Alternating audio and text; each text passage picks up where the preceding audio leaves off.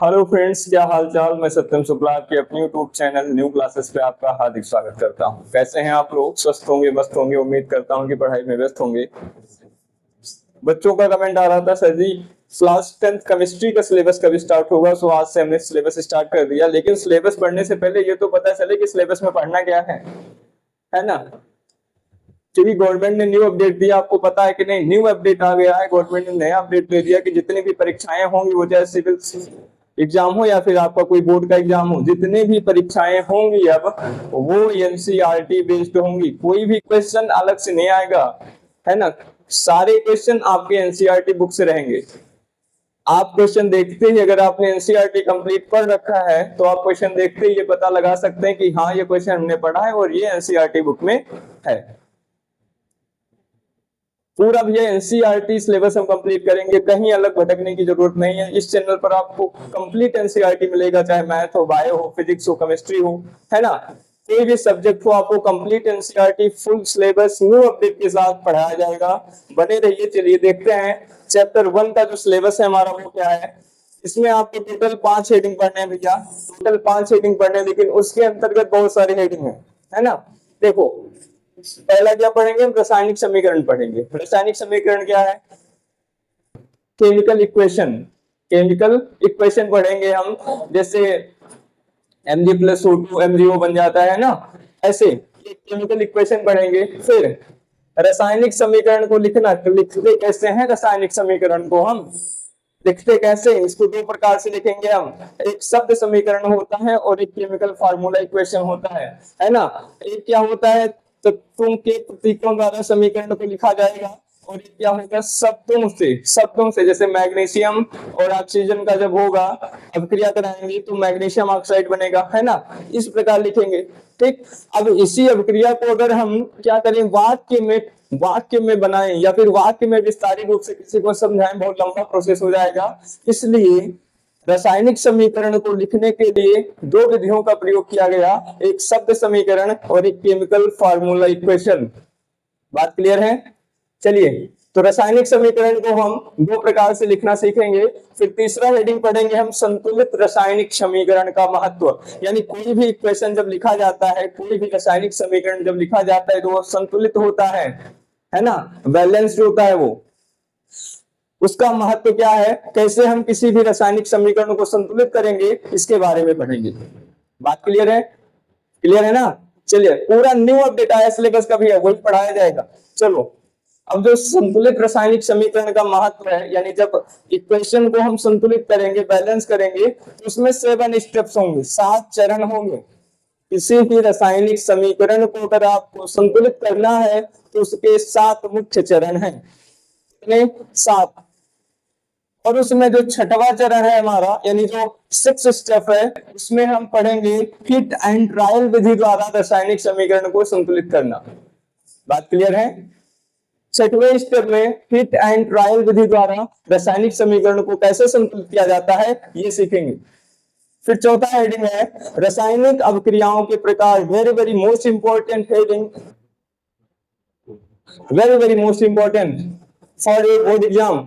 Now, अब जो रासायनिक अभिक्रियाओं के प्रकार हैं, वो 5 प्रकार की अभिक्रियाएं होती हैं। आपके चैप्टर 1 में जो रासायनिक अभिक्रियाओं का प्रकार है, उसमें 5 प्रकार की अभिक्रियाएं दी गई हैं।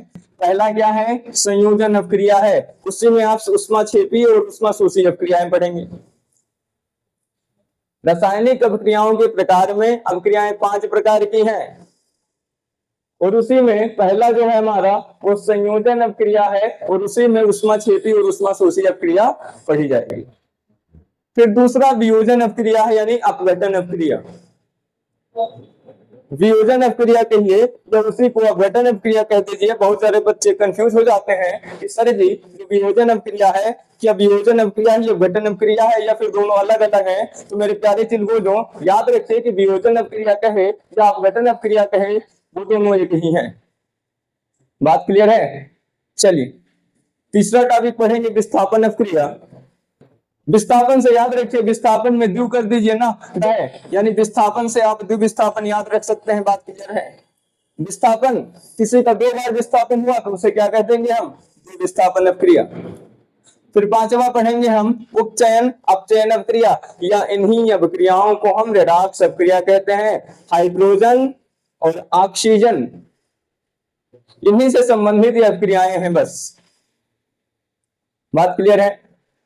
बात क्लियर है मेरे चिलगोजों? ये जो 5 प्रकार की अभिक्रियाएं हैं ना, ये वेरी वेरी मोस्ट इंपॉर्टेंट है। इन्हीं 5 अभिक्रियाओं से आपके बोर्ड एग्जाम में क्वेश्चन आएंगे। तो 5 प्रकार की अभिक्रियाएं आप याद रखेंगे। संयोजन अभिक्रिया, इसमें आप उष्माक्षेपी उष्माशोषी पढ़ेंगे। वियोजन अभिक्रिया कहिए या अपघटन अभिक्रिया, दोनों एक ही प्रकार की हैं। विस्थापन अभिक्रिया, द्विविस्थापन अभिक्रिया, और उपचयन अपचयन अभिक्रिया, या इसे आप कह सकते हैं रेडॉक्स अभिक्रिया। बात क्लियर है? बात क्लियर है? आगे बढ़े, चलो।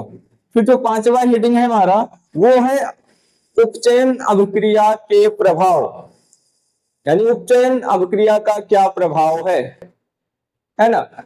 इसमें 2 टॉपिक पढ़ेंगे हम, संक्षारण पढ़ेंगे और विकृत गंधिता पढ़ेंगे। 5वें हेडिंग के अंतर्गत 2 टॉपिक आएंगे जो कि वेरी वेरी मोस्ट इंपॉर्टेंट है। संक्षारण या विकृत गंधिता में से 3 नंबर में आपके बोर्ड एग्जाम में कोई ना कोई क्वेश्चन जरूर आएगा, ये मेरी गारंटी है। चाहे संक्षारण पूछ ले या विकृत गंधिता पूछ ले। बात क्लियर है?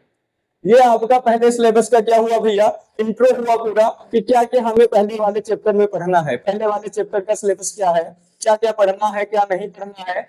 आप याद रखिए कि रासायनिक समीकरण को लिखना और संतुलित रासायनिक समीकरण, हाँ, इससे 2 नंबर बन सकता है। इस वाले से, तीसरे वाले हेडिंग से 2 नंबर बन सकता है। और ये जो 6वां चरण है ना, हीट एंड ट्रायल विधि द्वारा किसी भी रासायनिक समीकरण को संतुलित करना होगा, इससे भी 2 नंबर पूछ सकता है बस। और ये अभिक्रियाओं के प्रकार पढ़ लीजिए, संक्षारण और विकृत गंधिता पढ़ लीजिए, आपका पहला चैप्टर क्लियर है। इससे आगे पढ़ने की कोई आवश्यकता ही नहीं है। बात क्लियर है? बात क्लियर है? आगे बढ़े, आगे बढ़े। नेक्स्ट वाली क्लास में हम क्या पढ़ेंगे, रासायनिक समीकरण क्या होता है, व्हाट इज केमिकल इक्वेशन। तो बात क्लियर है भैया, पहला चैप्टर क्लियर है। अब हम अगली क्लास से क्या पढ़ेंगे, पहला हेडिंग पढ़ेंगे रासायनिक समीकरण क्या है, और उसी क्लास में हम ये डिस्क्राइब कर लेंगे कि रासायनिक समीकरण को कैसे लिखा जाता है ना। क्योंकि आपके पास टाइम नहीं है, आप पहली मत मामा के घर मत जाइए, बुआ के घर मत जाइए। अरे टहलने में आप अभी अब जाएंगे, मामा के यहाँ जाएंगे, मामा आएंगे, कहें भैया चलिए छुट्टी हुआ, चलिए थोड़ा घूम आइए ना। अभी आप जाएंगे वहां क्या होगा, आपसे धान बुआएंगे, है ना, खेत में काम कराएंगे। अरे होता है, झेले हैं। तो मामा बुआ मौसी फूफा इनके यहाँ मत जाइए, पढ़ने पे ध्यान दीजिए। बोर्ड एग्जाम है, आपके फ्यूचर की पहली सीढ़ी आपको चढ़नी है। अगर उसमें ही आप लापरवाही करेंगे, पहले से पैर आपका डगमगा जाएगा, क्या करिएगा, है ना। पढ़ते रहिए, पढ़ने के अलग और कहीं मत भटकिए, क्योंकि पढ़ाई ही सब कुछ है। बात क्लियर है? चलिए, आज की क्लास में केवल हम चैप्टर 1 का इंट्रो रखते हैं। अगली वाली क्लास में क्या बताया हमने, रासायनिक समीकरण पढ़ेंगे, रासायनिक समीकरण को लिखना पढ़ेंगे। और जुड़े रहिए हमारे चैनल के साथ। एनसीईआरटी न्यू अपडेट सिलेबस के साथ पूरा चैप्टर पढ़ाया जाएगा, पूरा रिवीजन कराया जाएगा। कोई भी न्यूमेरिकल, साइंस का, फिजिक्स का कोई भी न्यूमेरिकल नहीं छूटेगा, गारंटी है मेरी। किसी बच्चे ने पूरी क्लास देख ली तो वो 70 में से कम वो 68 और 67 नंबर लाएगा तो लाएगा, क्योंकि हमारे पास है complete NCERT new syllabus update. Channel पर नए हैं तो सब्सक्राइब कर लीजिए, क्योंकि यहां से आपको बेनिफिट होगा। Thanks for watching.